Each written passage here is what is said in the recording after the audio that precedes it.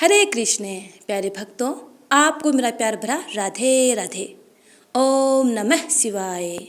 आज वैशाख मास की शिवरात्रि है।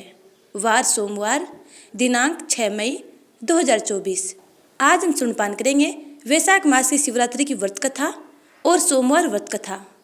कथा शुरू करने से पहले यदि आपने चैनल को सब्सक्राइब नहीं किया है तो चैनल को सब्सक्राइब करें, बेल आइकन को जरूर दबा लीजिएगा ताकि आगे आने वाली वीडियो के नोटिफिकेशन आप तक टाइम पर पहुंचते रहें। सर्वप्रथम हम सुनेंगे शिवरात्रि व्रत कथा, उसके बाद सुनेंगे सोमवार व्रत कथा। तो आइए प्रेम पूर्वक, भक्ति पूर्वक, श्रद्धा पूर्वक कथा सुनपान करते हैं। प्राचीन समय में चित्रभानु नाम का एक शिकारी था। वह जानवरों की हत्या करके अपने परिवार का भरण पोषण करता था। वह एक साहूकार का कर्जदार था, लेकिन उसका ऋण समय पर न चुका सका। क्रोधित साहूकार ने शिकारी को शिव मठ में बंदी बना लिया। संयोग से उस दिन शिवरात्रि थी। शिकारी ध्यान मगन होकर शिव संबंधी धार्मिक बातें सुनता रहा। चतुर्दशी को उसने शिवरात्रि व्रत की कथा भी सुनी। शाम होते ही साहूकार ने उसे अपने पास बुलाया और ऋण चुकाने के विषय में बात की। शिकारी अगले दिन सारा ऋण लौटा देने का वचन देकर बंधन से छूट गया। अपनी दिनचर्या की भांति वह जंगल में शिकार के लिए निकला, लेकिन दिन भर बंदी गृह में रहने के कारण भूख प्यास से व्याकुल था। शिकार खोजता हुआ वह बहुत दूर निकल गया। जब अंधकार हो गया तो उसने विचार किया कि रात जंगल में ही बितानी पड़ेगी। वह वन के एक तालाब के किनारे एक बेल के पेड़ पर चढ़कर रात बीतने का इंतजार करने लगा। बिल्व वृक्ष के नीचे शिवलिंग था, जो बिल्व पत्रों से ढका हुआ था। शिकारी को उसका पता न चला। पड़ाव बनाते समय उसने जो टहनियाँ तोड़ी वे संयोग से शिवलिंग पर जा गिरी। इस प्रकार दिन भर भूखे प्यासे शिकारी का व्रत भी हो गया और शिवलिंग पर बिल्व पत्थर भी चढ़ गए। एक प्रहर रात्रि बीत जाने पर एक गर्भिणी हिरणी तालाब पर पानी पीने पहुंची। शिकारी ने धनुष पर तीर चढ़ाकर जो ही प्रत्यंचा खींची, हिरणी बोली, मैं गर्भिणी हूँ, शीघ्र ही प्रसव करूँगी। तुम एक साथ 2 जीवों की हत्या करोगे, जो ठीक नहीं है। मैं बच्चे को जन्म देकर शीघ्र ही तुम्हारे समक्ष प्रस्तुत हो जाऊंगी, तब मार लेना। शिकारी ने प्रत्यंचा ढीली कर दी और हिरणी जंगली झाड़ियों में लुप्त हो गई। प्रत्यंचा चढ़ाने तथा ढीली करने के वक्त कुछ बिल्व पत्र अनायास ही टूटकर शिवलिंग पर गिर गए। इस प्रकार उससे अनजाने में ही प्रथम प्रहर का पूजन भी संपन्न हो गया। कुछ देर बाद एक और हिरणी उधर से निकली। शिकारी की प्रसन्नता का ठिकाना न रहा। समीप आने पर उसने धनुष पर बाण चढ़ाया। तब उसे देख हिरणी ने विनम्रतापूर्वक निवेदन किया, हे शिकारी, मैं थोड़ी देर पहले ऋतु से निवृत्त हुई हूँ, कामातुर विरहिणी हूँ, अपने प्रिय की खोज में भटक रही हूँ। मैं अपने पति से मिलकर शीघ्र ही तुम्हारे पास आ जाऊंगी। शिकारी ने उसे भी जाने दिया। 2 बार शिकार को खोकर उसका माथा ठनका। वह चिंता में पड़ गया। रात्रि का आखिरी पहर बीत रहा था। इस बार भी धनुष से लगकर कुछ बेलपत्र शिवलिंग पर जा गिरे तथा दूसरे प्रहर की पूजन भी समाप्त हो गई। तभी एक अन्य हिरणी अपने बच्चों के साथ उधर से निकली। शिकारी के लिए यह स्वर्णिम अवसर था। उसने धनुष पर तीर चढ़ाने में देर नहीं लगाई। वह तीर छोड़ने ही वाला था कि हिरणी बोली, हे शिकारी, मैं इन बच्चों को इनके पिता के हवाले करके लौट आऊँगी। इस समय मुझे मत मारो। शिकारी हंसा और बोला, सामने आए शिकार को छोड़ दूँ? मैं ऐसा मूर्ख नहीं हूँ। इससे पहले मैं 2 बार अपना शिकार खो चुका हूँ। मेरे बच्चे भूख प्यासे व्यग्र हो रहे होंगे। उत्तर में हिरणी ने फिर कहा, जैसे तुम्हें अपने बच्चों की ममता सता रही है, ठीक वैसे ही मुझे भी। हे शिकारी, मेरा विश्वास करो, मैं इन्हें इनके पिता के पास छोड़कर तुरंत लौटने की प्रतिज्ञा करती हूँ। हिरनी का दुख भरा स्वर सुनकर शिकारी को उस पर दया आ गई। उसने उस मृगी को भी जाने दिया। शिकार के अभाव में तथा भूख प्यास से व्याकुल शिकारी अनजाने में ही बेल वृक्ष पर बैठा बेल पत्र तोड़ तोड़कर नीचे फेंकता जा रहा था। पौ फटने को हुई तो एक हष्टपुष्ट मृग उसी रास्ते पर आया। शिकारी ने सोच लिया कि इसका शिकार वह अवश्य करेगा। शिकारी की इतनी पतेंचा देखकर मृग विनीत स्वर में बोला, है शिकारी, यदि तुमने मुझसे पूर्व आने वाली 3 मृगियों तथा छोटे बच्चों को मार डाला है तो मुझे भी मारने में विलंब न करो, ताकि मुझे उनके वियोग में एक क्षण भी दुख न सहना पड़े। मैं उन हिरनियों का पति हूँ। यदि तुमने उन्हें जीवन दान दिया है तो मुझे भी कुछ क्षण का जीवन देने की कृपा करो। मैं उनसे मिलकर तुम्हारे समक्ष उपस्थित हो जाऊंगा। मृग की बात सुनते ही शिकारी के सामने पूरी रात का घटना चक्र घूम गया। उसने सारी कथा मृग को सुना दी। तब मृग ने कहा, मेरी तीनों पत्नियां जिस प्रकार प्रतिज्ञाबद्ध होकर गई हैं, मेरी मृत्यु से अपने धर्म का पालन नहीं कर पाएंगी। अतः जैसे तुमने उन्हें विश्वास पात्र मानकर छोड़ा है, वैसे ही मुझे भी जाने दो। मैं उन सब के साथ तुम्हारे सामने शीघ्र ही उपस्थित होता हूँ। शिकारी ने उसे भी जाने दिया। इस प्रकार प्रातः हो आई। उपवास, रात्रि जागरण तथा शिवलिंग पर बेलपत्र चढ़ने से अनजाने में ही सही पर शिवरात्रि की पूजा पूर्ण हो गई। पर अनजाने में ही की हुई पूजन का परिणाम उसे तत्काल मिला। शिकारी का हिंसक हृदय निर्मल हो गया। उसमें भगवत शक्ति का वास हो गया। थोड़ी ही देर बाद वह मृग सपरिवार शिकारी के समक्ष उपस्थित हो गया ताकि वह उनका शिकार कर सके। किंतु जंगली पशुओं की ऐसी सत्यता, सात्विकता एवं सामूहिक प्रेम भावना देखकर शिकारी को बड़ी ग्लानि हुई। उसने मृग परिवार को जीवन दान दे दिया। अनजाने में शिवरात्रि के व्रत का पालन करने पर शिकारी की सभी इच्छाएं पूर्ण हुई और पृथ्वी पर संपूर्ण सुखों को भोगकर अंत में उसे शिवलोक की प्राप्ति हुई। तो प्रेम से बोलिए जय भोलेनाथ। अब सुनते हैं सोमवार व्रत कथा। एक बार भगवान भोलेनाथ और माता पार्वती जी मर्त्युलोक घूमने की इच्छा से मर्त्युलोक में आए। यहाँ माता पार्वती व भगवान शंकर जी मर्त्युलोक में घूमते घूमते विदर्भ देशांतर्गत अमरावती नामक नगरी पहुँचे, जो कि बहुत ही सुंदर थी। यहाँ उन्होंने देखा कि अमरावती नगरी अमरपुरी के दृश्य सभी प्रकार के सुखों से परिपूर्ण थी। उस नगरी में राजा द्वारा बनवाया हुआ बहुत सुंदर भगवान भोलेनाथ जी का मंदिर भी था। उस मंदिर में भगवान भोलेनाथ जी और माता पार्वती निवास करने लगे। एक दिन माता पार्वती जी ने भगवान से कहा, हे प्रभु, आज तो हम दोनों चौसर पासा खेलेंगे। शंकर जी ने माता पार्वती जी की बात मान ली और चौसर खेलने लगे। उसी समय मंदिर का पुजारी ब्राह्मण मंदिर में पूजा करने के लिए आया हुआ था। माता ने ब्राह्मण को देखकर एक प्रश्न किया कि पुजारी जी बताओ कि इन बाजी में दोनों में से किसकी जीत होगी और किसकी हार होगी। ब्राह्मण ने बिना सोचे समझे कहा कि भगवान भोलेनाथ ही जीतेंगे। कुछ समय बाद बाजी समाप्त हुई और माता पार्वती जी की विजय हो गई।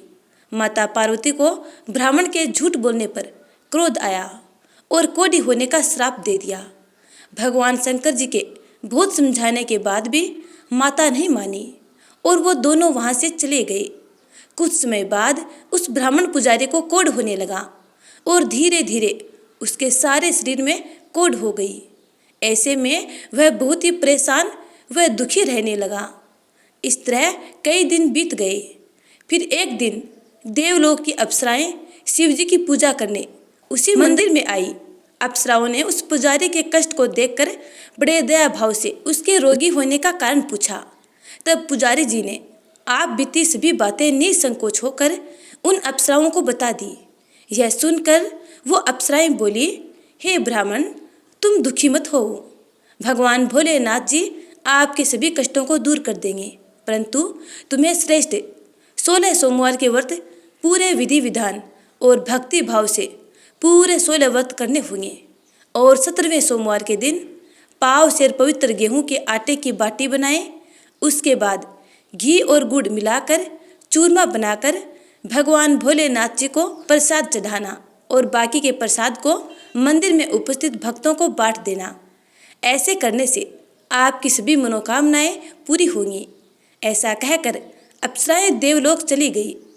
ब्राह्मण भी यथाविधि 16 व्रत सोमवार के करने लगा। ऐसे में भगवान भोलेनाथ की कृपा से धीरे धीरे ब्राह्मण पुजारी कोढ़ से मुक्त होने लगा। कुछ समय बाद भगवान शंकर जी और माता पार्वती जी फिर से उसी मंदिर में पधारे। तब माता ने उस ब्राह्मण को रोग मुक्त होने का कारण पूछा तो ब्राह्मण ने माता को 16 सोमवार के व्रत के बारे में विस्तार से बताया। ब्राह्मण की बात सुनकर माता पार्वती जी बेहद प्रसन्न हुई और पुजारी से 16 सोमवार के व्रत की विधि भी पूछी। उसी दिन से माता पार्वती जी भी 16 सोमवार व्रत करने लगी और लगातार 16 व्रत किए। ऐसे में उनकी मनोकामनाएं पूरी हुई। उनके रूठे पुत्र स्वामी कार्तिकेय जी स्वयं ही माता के आज्ञाकारी हो गए। फिर एक दिन कार्तिकेय को अपना विचार परिवर्तन होने का रहस्य जानने की इच्छा हुई और वह अपनी माता के पास आए और बोले कि आपने ऐसा क्या उपाय किया जिससे मेरा मन आपकी ओर आकर्षित हो गया। तब माता पार्वती जी ने उन्हें 16 सोमवार कथा सुनाई। तब कार्तिकेय ने अपनी माता से कहा, इस व्रत को मैं भी करूँगा क्योंकि मेरा प्रिय मित्र ब्राह्मण दुखी दिल से प्रदेश गया है। हमें उससे मिलने की बहुत इच्छा होती है। फिर कार्तिकेय जी ने 16 सोमवार के व्रत पूरे विधि विधान से किए और उनकी भी इच्छा पूरी हो गई। उन्हें अपना प्रिय मित्र मिल गया। तब उसके मित्र ने इस आकस्मिक मिलन का भेद कार्तिकेय जी से पूछा तो वे बोले, हे मित्र, हमने तुम्हारे मिलने की इच्छा से 16 सोमवार के व्रत किए थे। अब तो उस ब्राह्मण मित्र को अपने विवाह की बड़ी इच्छा हुई और वह भी 16 सोमवार व्रत पूरे विधि विधान से करने लगा। एक दिन वह किसी काम से विदेश गया और वहाँ के राजा ने अपनी पुत्री का स्वयंवर रखा था। उस राजा ने राजकुमारी के विवाह के लिए यह शर्त रखी थी कि जिस राजकुमार के गले में सब प्रकार से श्रृंगारित यह हथीनी माला डालेगी, मैं उसी के साथ अपनी बेटी का विवाह करूँगा। भगवान शिव जी की कृपा से ब्राह्मण भी उस स्वयंवर को देखने के लिए एक ओर बैठा हुआ था। उसी समय हथीनी वहाँ पर आई और उस ब्राह्मण के गले में जयमाला डाल दी। इस तरह राजा की प्रतिज्ञा के अनुसार बड़ी धूमधाम के साथ अपनी पुत्री का विवाह उस ब्राह्मण के साथ पूरे विधि विधान से कर दिया और उसे बहुत सारा धन देकर ससमान संतुष्ट किया और वो दोनों सुखपूर्वक जीवन व्यतीत करने लगे। एक दिन उस राजकुमारी ने अपने पति से पूछा कि हे प्राणनाथ, आपने ऐसा कौन सा पुण्य किया है जो हथिनी ने सभी राजकुमारों को छोड़कर आपके गले में जयमाला डाल दी। तब ब्राह्मण बोला, हे प्राण प्रिय, मैंने अपने मित्र कार्तिकेय जी के कथनानुसार 16 सोमवार का व्रत किया था, जिसके प्रभाव से मुझे तुम जैसी रूपवान पत्नी मिली है। इस व्रत की महिमा सुनकर राजकन्या को बड़ा आश्चर्य हुआ और वह भी पुत्र कामना के लिए 16 सोमवार व्रत करने लगी और भगवान भोलेनाथ से पुत्र कामना की प्राप्ति करने लगी। शिव जी की कृपा से कुछ समय बाद उसके गर्भ से एक अति सुंदर सुशील धर्मात्मा और विद्वान पुत्र उत्पन्न हुआ।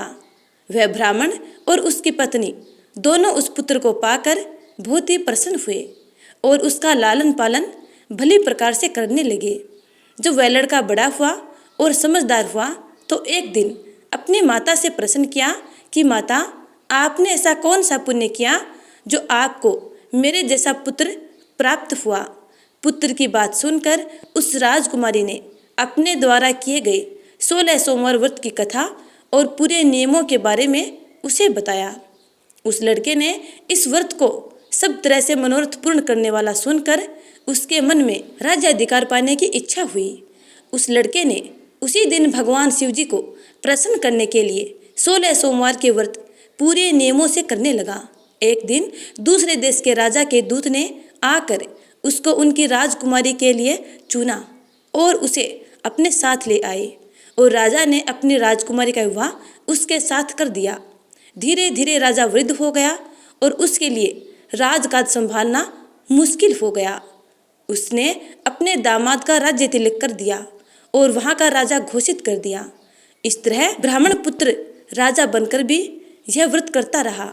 जब 17वां सोमवार का व्रत आया तो उसने अपनी रानी से सभी सामग्रियों सहित भगवान भोलेनाथ जी के मंदिर में आने को कहा, किंतु रानी मंदिर में नहीं आई और उसने अपने दास दासियों को पूजा की सामग्री लेकर मंदिर भेज दिया। राजा ने पूरे विधि विधान से भगवान शिव जी की पूजा की। जब वह वहाँ से जाने लगा तो उसने सुना कि आकाशवाणी से एक आवाज़ आई और उसने कहा, हे राजा, अपनी इस रानी को राजमहल से निकाल दे, नहीं तो ये तेरा सर्वनाश कर देगी। इस वाणी को सुनकर राजा आश्चर्य में पड़ गया और उसने तुरंत मंत्रियों की बैठक बुलाई और आप बीती सुनाई। मंत्री आदि सभी बड़े विस्मय और दुख में डूब गए, क्योंकि जिस कन्या के साथ राज्य मिला है, राजा उसी को राज्य से निकालने का जाल रच रहा है। यह कैसे हो सकेगा? अंत में राजा ने अपनी रानी को राजमहल से निकाल दिया। रानी दुखी हृदय से अपने भाग्य को कोसती हुई अपने राज्य से बाहर चली गई।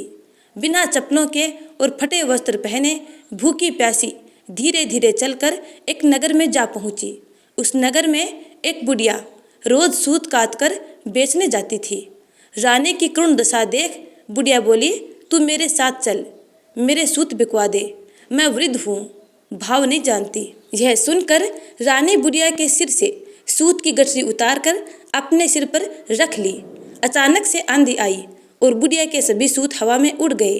बेचारी बुढ़िया बहुत पछताई और रानी से कहा कि दूर रहना मेरे से। अब रानी एक तेली के घर गई और काम मांगने लगी कि अचानक से उस तेली के सभी मटके शिवजी के प्रकोप से चटक गए। ऐसी दशा देखकर उस तेली ने रानी को अपने घर से निकाल दिया। इस प्रकार रानी अत्यंत दुख पाती हुई एक नदी के तट पर गई तो देखा कि नदी अचानक सूख गई। उसके बाद रानी एक वन में गई। वहां जाकर उसने एक सरोवर देखा और वह पानी पीने के लिए सरोवर की सीढ़ी उतरी और पानी पीने के लिए जैसे ही अपने हाथों को आगे बढ़ाया तो देखा कि सरोवर का पानी नील कमल के सदृश है। जल असंख्य कीड़ों में गंदा हो गया, यानी उस जल में कीड़े ही कीड़े पनपते दिखाई दिए। रानी ने अपने भाग्य का दोषारोपण करते हुए उस सरोवर का जल पीकर अपनी प्यास बुझाई।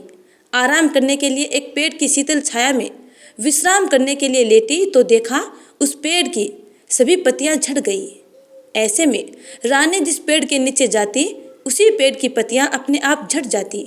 वन, सरोवर और पेड़ों की ऐसी दशा देखकर गाय चराते हुए ग्वालों ने अपने गुसाई यानी स्वामी जी से सभी बातें बता दी। गुसाई जी के आदेशानुसार ग्वाले रानी को पकड़कर गुसाई जी के पास ले आए।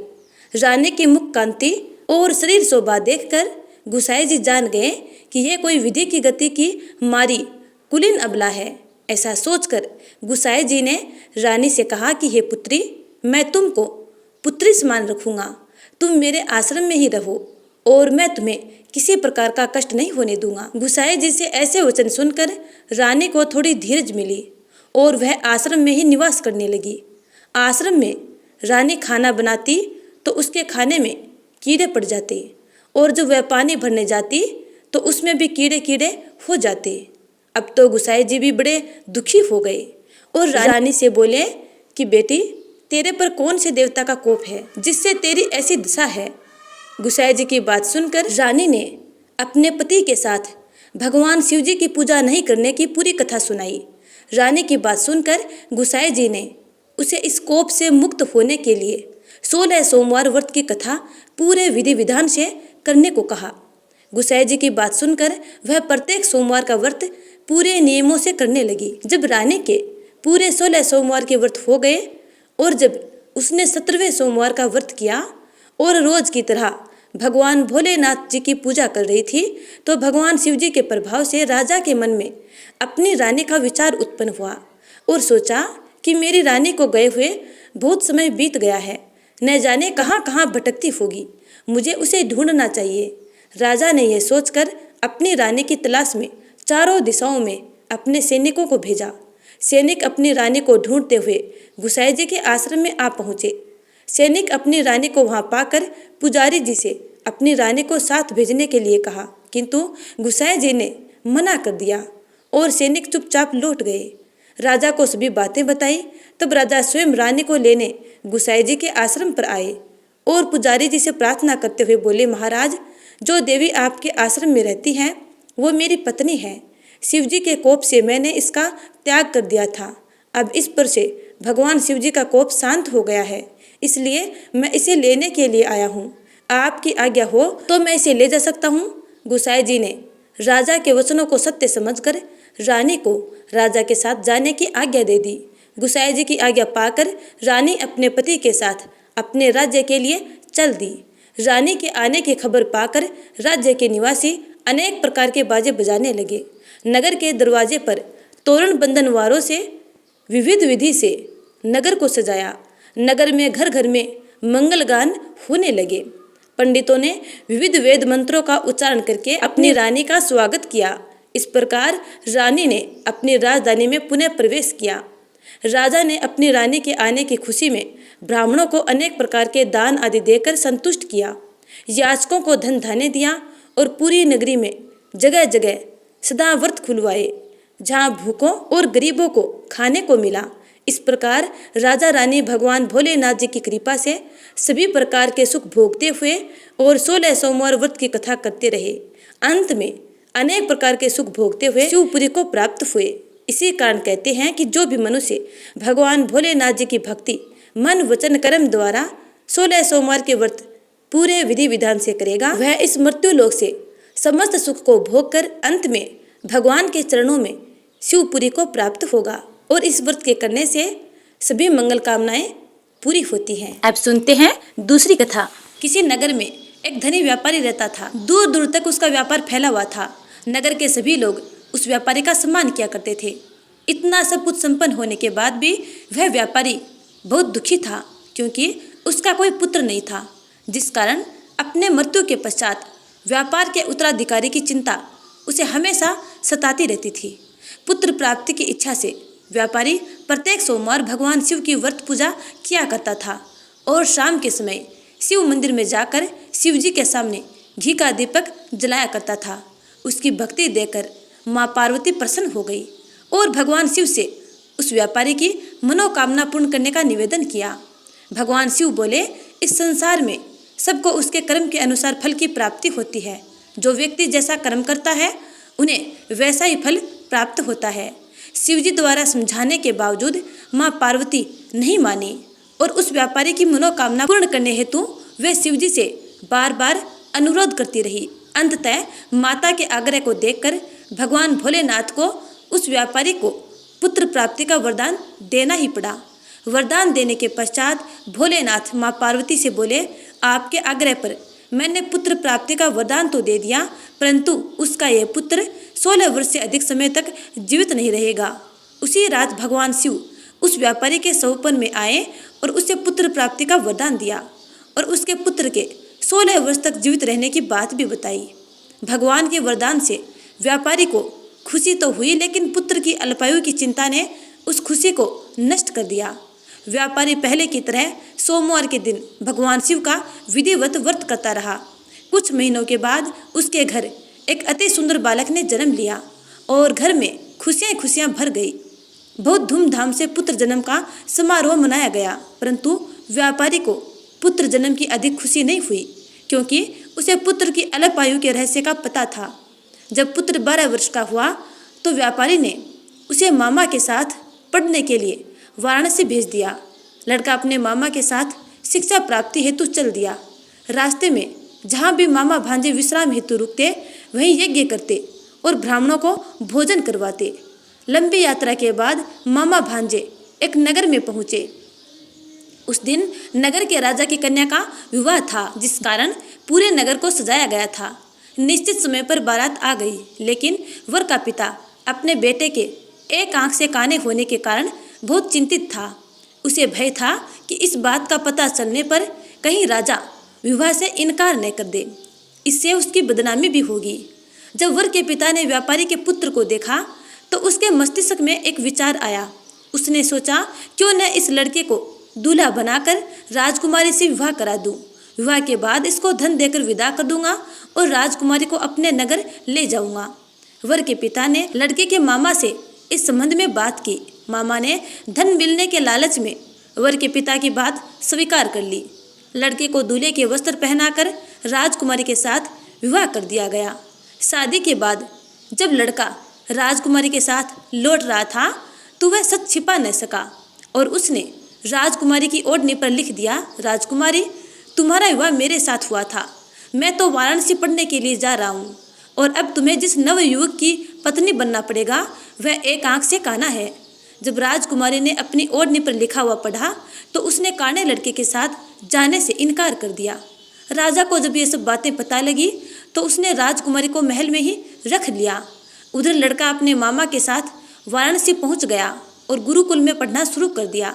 जब उसकी आयु 16 वर्ष की हुई तो उसने यज्ञ किया। यज्ञ की समाप्ति पर ब्राह्मणों को भोजन कराया और खूब अन्न वस्त्र दान दिए। रात को वह अपने शयन कक्ष में सो गया। शिव के वरदान के अनुसार शयन अवस्था में ही उसके प्राण पखेरु उड़ गए। सूर्योदय पर मामा मृत भांजे को देखकर रोने पीटने लगा। आसपास के लोग भी एकत्र होकर दुख प्रकट करने लगे। लड़के के मामा के रोने विलाप करने के स्वर समीप से गुजरते हुए भगवान शिव और माता पार्वती ने भी सुने। माता पार्वती ने भगवान शिव से कहा, प्राणनाथ, मुझे इसके रोने के स्वर सहन नहीं हो रहे हैं। आप इस व्यक्ति के कष्ट को अवश्य दूर करें। भगवान शिव ने माता पार्वती के साथ अदृश्य रूप से समीप जाकर देखा तो भोलेनाथ ने माता पार्वती से कहा, यह तो उसी व्यापारी का पुत्र है जिसे मैंने 16 वर्ष की आयु का वरदान दिया था। इसकी आयु पूरी हो गई है। माँ पार्वती ने फिर भगवान शिव से निवेदन कर उस बालक को जीवन दान देने का आग्रह किया। माता पार्वती के आग्रह पर भगवान शिव ने उस लड़के को पुनः जीवित होने का वरदान दिया और कुछ ही पल में वह जीवित होकर उठ बैठा और मामा भांजे ने भगवान भोलेनाथ और माँ पार्वती का धन्यवाद किया। शिक्षा समाप्त करके लड़का मामा के साथ अपने नगर की ओर चल दिया। दोनों चलते हुए उसी नगर में पहुँचे जहाँ उसका विवाह हुआ था। उस नगर में भी यज्ञ का आयोजन किया। समीप से गुजरते हुए नगर के राजा ने यज्ञ का आयोजन देखा और उसने तुरंत ही लड़के और उसके मामा को पहचान लिया। यज्ञ की समाप्ति पर राजा मामा और लड़के को महल में ले गया और कुछ दिन उन्हें महल में रखकर बहुत सा धन वस्त्र आदि देकर राजकुमारी के साथ उन्हें विदा कर दिया। इधर भूखे प्यासे रहकर व्यापारी और उसकी पत्नी बेटे की प्रतीक्षा कर रहे थे। उन्होंने प्रतिज्ञा कर रखी थी कि यदि उन्हें अपने बेटे की मृत्यु का समाचार मिला तो दोनों प्राण त्याग देंगे। परंतु जैसे ही उन्होंने बेटे के जीवित वापस लौटने का समाचार सुना तो वे बेहद प्रसन्न हुए।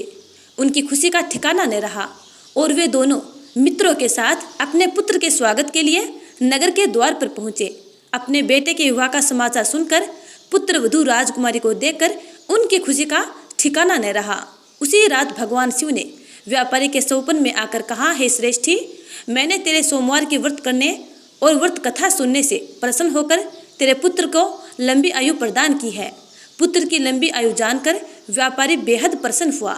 शिव भक्त होने तथा सोमवार का व्रत करने से व्यापारी की सभी मनोकामनाएं पूर्ण हुई। इसी प्रकार जो भक्त सोमवार का विधिवत व्रत करते हैं और व्रत कथा श्रवण पान करते हैं उनकी मंगल कामनाएं पूर्ण होती है।